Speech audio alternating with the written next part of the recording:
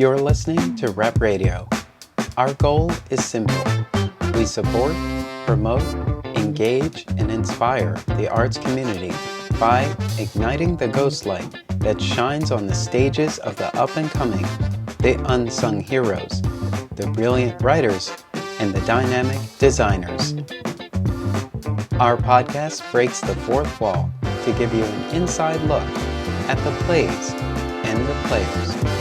Stay tuned. Rep Radio is on the air.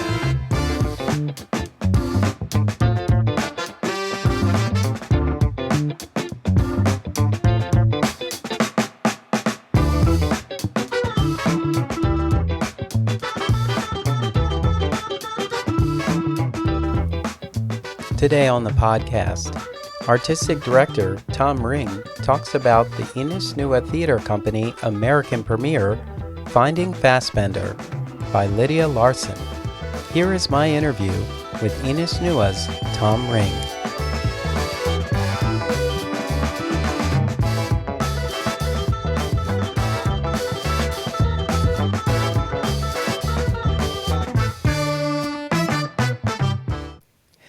Welcome to Rep Radio. I'm your host, Darnell Radford, and today I am in the virtual studio with Artistic Director Tom Ring. Tom, welcome back to Rep Radio. Thank you. To the studio. It's good to have you. Yeah.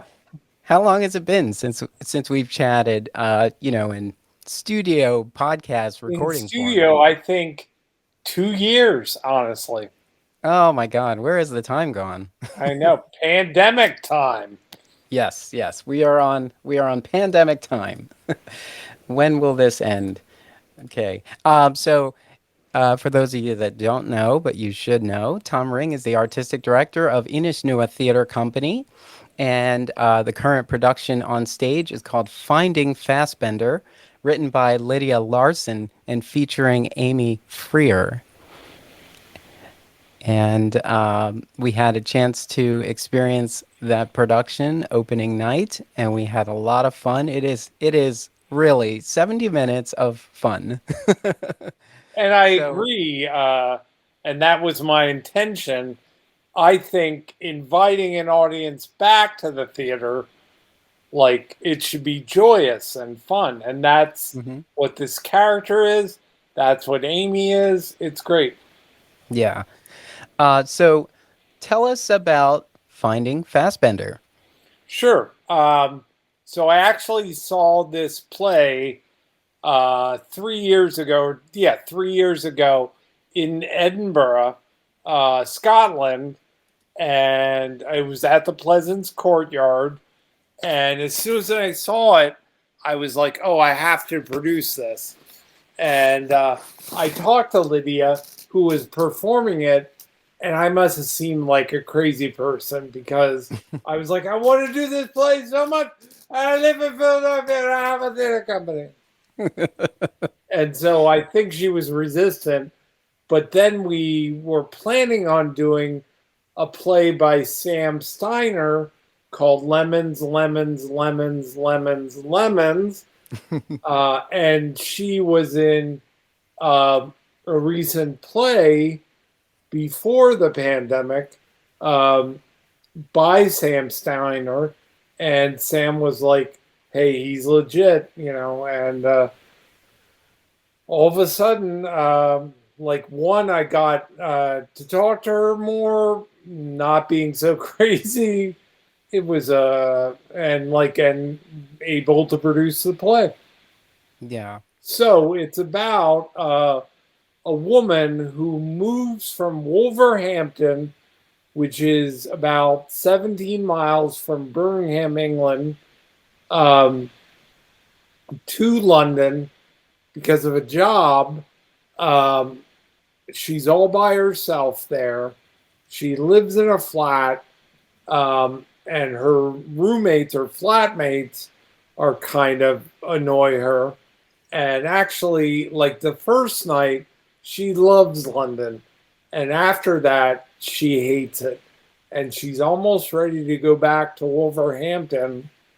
But she gets a letter addressed to Michael Fassbender, the actor, and uh, and then she becomes obsessed with returning this letter to him, and like she's like, did he live here?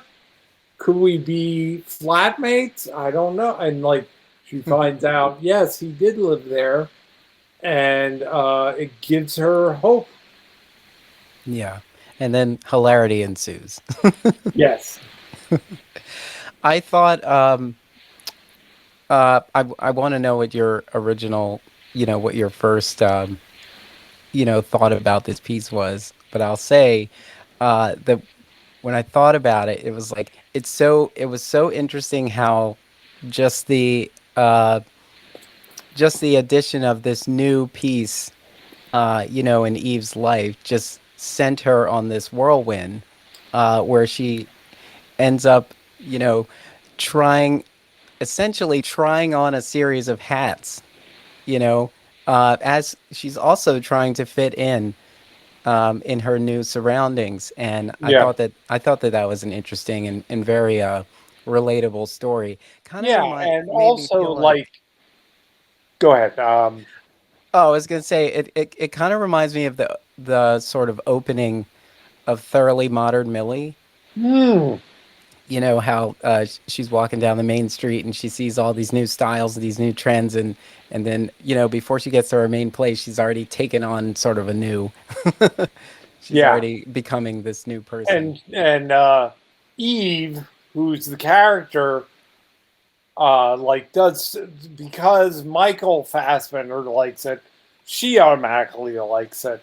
Like heavy metal. She goes to a concert. She buys a guitar. She goes to a pub that he used to go to. Um, she buys flowers. She goes to a dance studio. She goes fishing, all in an effort to meet Michael Fassbender. And so what was your first thought about it besides I want to produce this? What were you thinking as you were experiencing the piece? And you said it was being performed by the writer. Yes, correct. Yeah. And the writer is mainly known as an actor, but she's got great writing chops, Hmm. and like a great storyteller. And what I was interested in is that she was from Wolverhampton, a voice that we don't normally hear from because everything is London centric. Yes, she goes to London, but the accent is different. And Lydia, as an actress, went to drama school, had a Wolverhampton accent, and they beat it out of her. And Hmm. so to do a play in the Wolverhampton accent was kind of a plus. She's like, okay, I'm going to do it this way. Yeah. Um, when you walk into the space, the Bloover Theater, you are struck by the simplicity of the scenic design. Um, was that was that what you experienced in Edinburgh as well? Yeah, I Or mean, in Edinburgh, there was just a standing mic for her. Mhm. Like, I think at night, there were comedians there, so they already had the microphone set up. There was no image of Michael Fassbender. It was there. You were simply there to listen to yarn. Mm. And um, like, I think Amy does a fantastic job. But like, it's different from the performance that I saw. Yeah. Um, can you let's talk a little bit about the mobile and that design. Where did that talk about That that is design? from my set designer, Marie Laster. And at one point, Eve, the character, says, why does nobody in London pick up their mail? Hmm. So, like downstairs in the flat or to the flat, there's all these piles of mail, and I actually got a friend to send me mail in the post for that. So if you look at the actual mail, a lot of it is based in London, from London. It's it is kind of an interesting thing. Like when someone moves away, Yeah. you'd be surprised how many people do not change their mailing address. And it's not so much that they haven't changed their mailing address, it's that junk mail is still coming to the And original that's what place. this letter probably is. Yeah. She's like, oh, it looks official, but it's probably junk mail. Like in the house that I'm in now, I've lived here for 4 years and I still get mail from Hmm. the previous or the previous uh, residents of this place. Yeah. And I think what resonates most here is that anyone who has taken a leap, you know, has made a change, which is also very fitting for the last 2 years we've experienced. A lot of people Yeah. have experienced a transition of some kind, being a fish out of water in a new situation.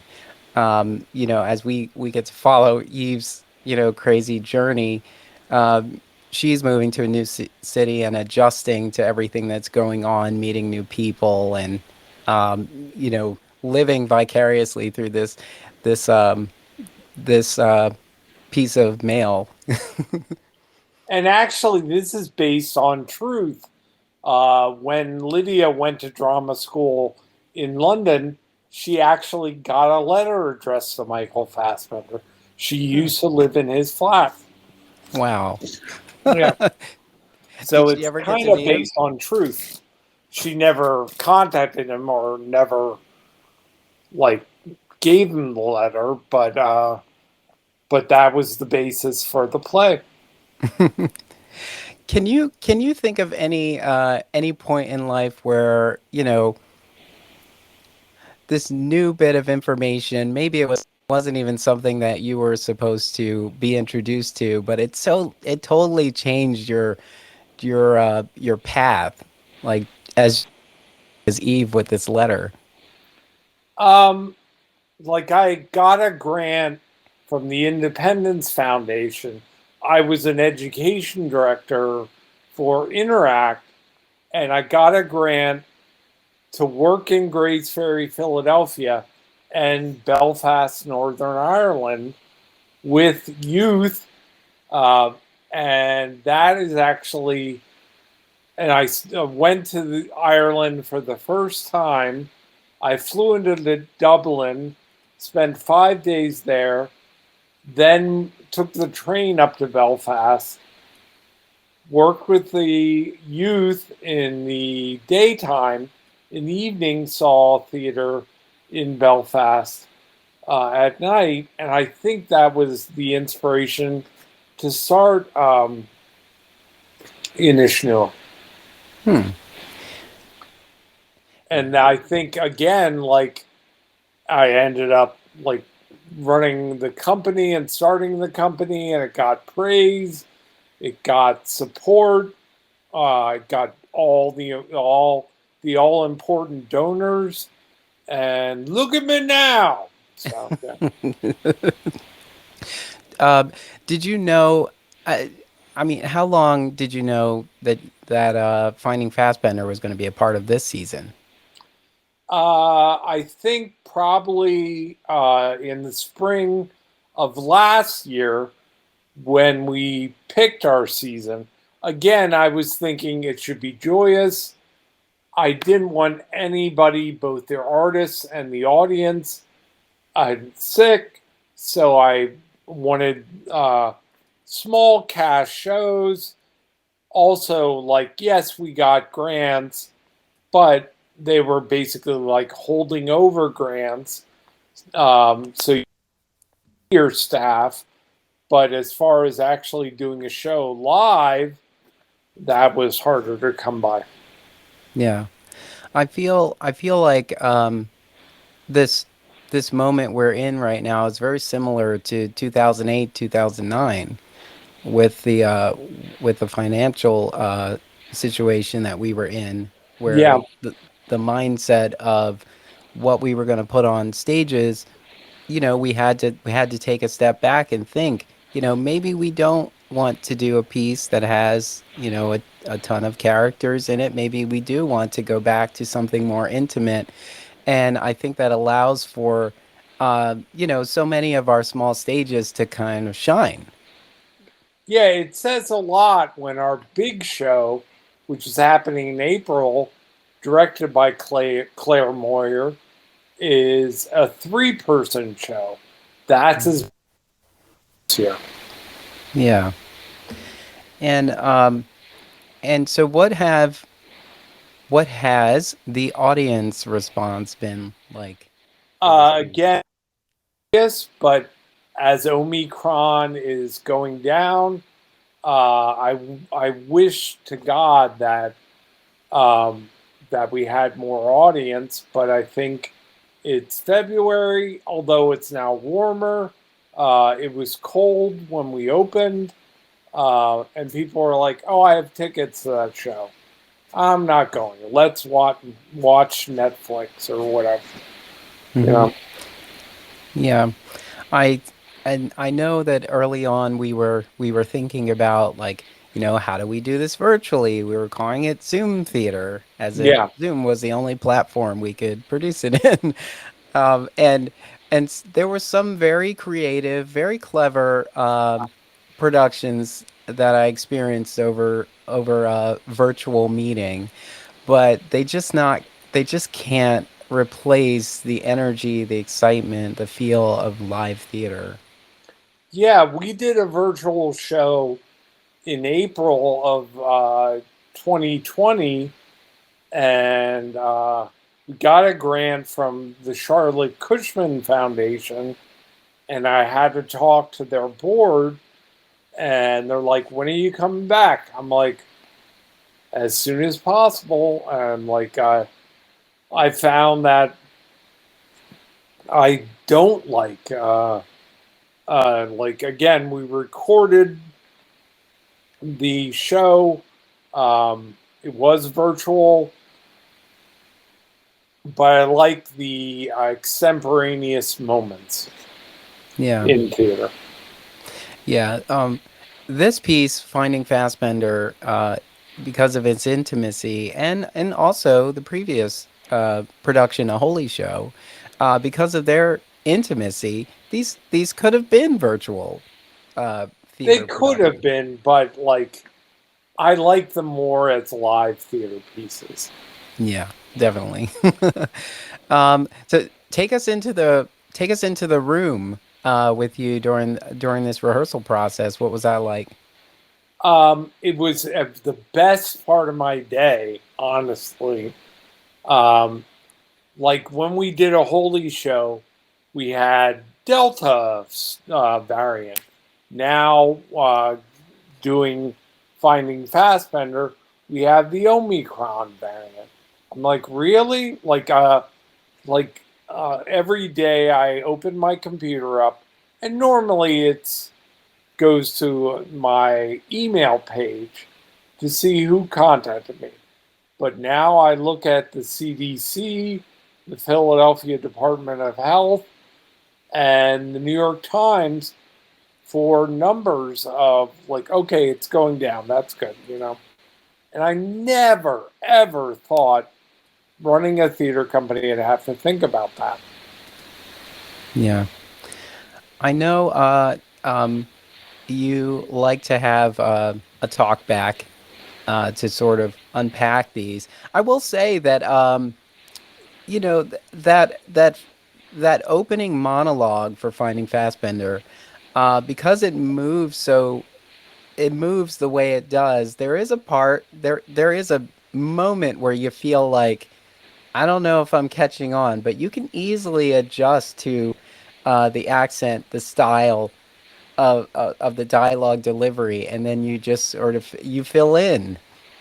And Yeah, I that is one thing I noticed and really appreciated about this. I was like, we are catching on, and I very much appreciate theater that doesn't have to spell it out for us. They just assume we're intelligent individuals in the theater, and we will pick up uh, because the storytelling is not going to leave us, with too many Yeah. gaps to fill in for ourselves. And that's a staple of the plays I look for and end up producing is that the audience is kind of like a detective. Yes, we have a glossary, but it's very short in our program. I'm just like, figure it out. You'll get it. Hmm. And as you've experienced your 2/3 of the way through this season, um, has this experience made you think about what to do moving forward as you're planning for the next season? Again, like first off, like I originally wanted the theater company to do only Irish plays. I'm like, oh, hang on, I shouldn't box myself in. So I did Ireland, England, Scotland, and Wales. And that's been a great boon. We've seen great Scottish playwrights, great English playwrights, and great Welsh playwrights. And so we did How to Be Brave, a Welsh virtual show last year.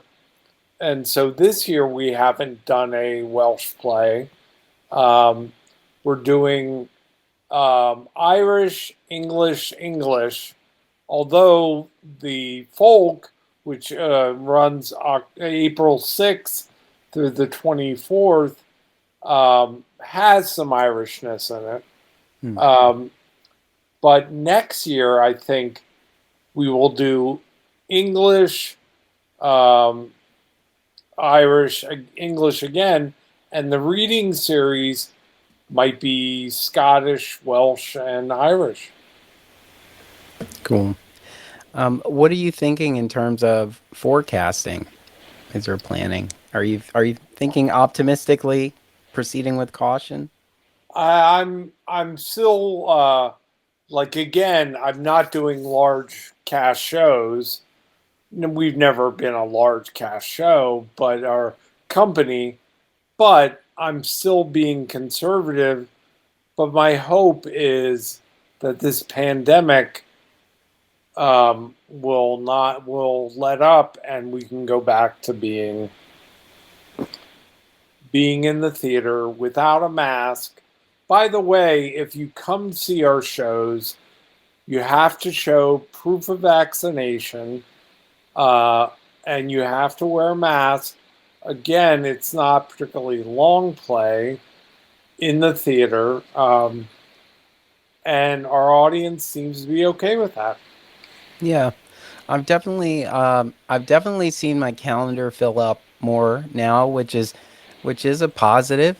It's definitely good to see that there's more theater going out, and it doesn't feel like, I feel like the little bit extra that you receive from the box office is really no different than the, know before you go. Here's parking. There might be there may be a parade on your route to the theater, any kind of things like that. So the precautions, like the extra precaution, I don't really feel like there is much of a inconvenience to come to the theater, and I've been trying to express that every time. I get to talk more about a piece because it really doesn't feel like much of a difference. If I'm walking up, I have to verify that I have tickets. I might have to verify my identification. Not that that is really a concern in a theater. Like who's outside, scouting your ticket Yeah, per se. But the checkpoint, I will say that our community has worked really hard to make it a fairly seamless process yeah. to add this little extra thing. And early has always been the new on time. So if you come early, you won't notice really much of a difference, no matter the size of the venue. And like, we don't serve concessions because eating is bad, Yeah. right now at least. Um, you might see plexiglass at the box office, only for protection for the box office manager and the audience. I want everybody safe, Darnell, you know? Yeah, yeah, definitely.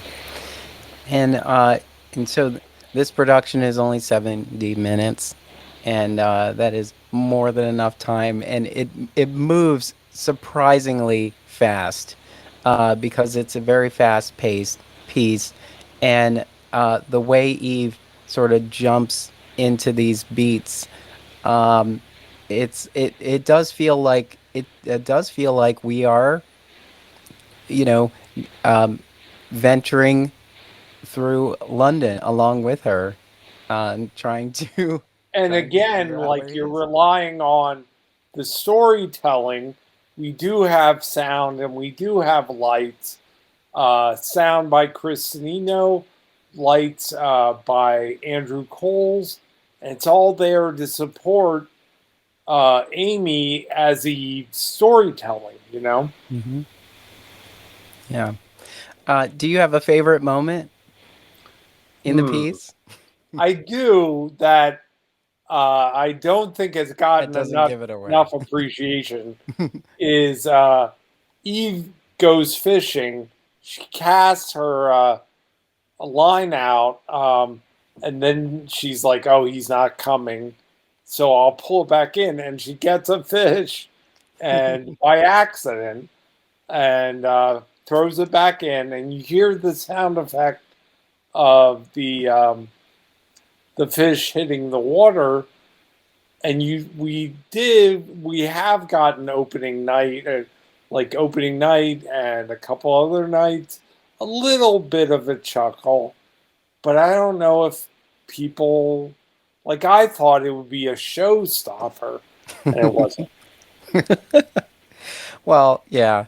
I think I it's always interesting what the audience picks up on. Yeah, I definitely experience that when I'm watching a TV show or a movie that I've already seen with someone that hasn't seen it, and it always reminds me of this sort of look that you give them when you know that there's a moment that's yeah, worth their time coming up. So you just wonder. And I guess every director who sits in the theater, feels the same way. It's like this killed in rehearsal every time. Like we yeah. never got tired of this moment, and it delivers in a night where any for any reason, uh you know it lands, but it doesn't land you know the And that's way. what I like about audience.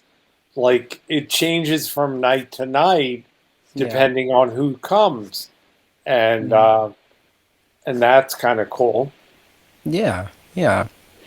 Like, so this production, Finding Fassbender, is on stage through the 27th. So if you're listening to this, you still have time. Go get tickets and bring a friend, because theater is more fun with a plus one. It always is. It always has been. And Tom, is there anything else you want to say about the piece before we sign off? I don't think so. Thank you. All right, so it's Finding Fassbender. Let's see if you can find Fassbender. It's an Inishnuwa Theater Company production. You can go to Inishnuwa Theater, and that's theaterre.org, to find out more about Finding Fassbender by Lydia Larson. Tom Ring, thank you so much for Thank taking you. the time to come chat. And everyone, we will see you in the theater. You should always want to be part of this conversation. So we'll see you in the theater.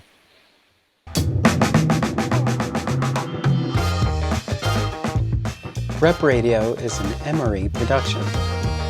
You can find Rep Radio on social media at Rep Radio on Facebook, at Rep_radio on Instagram and Twitter.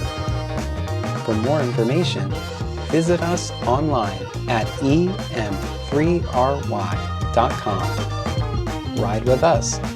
Emory is on the move.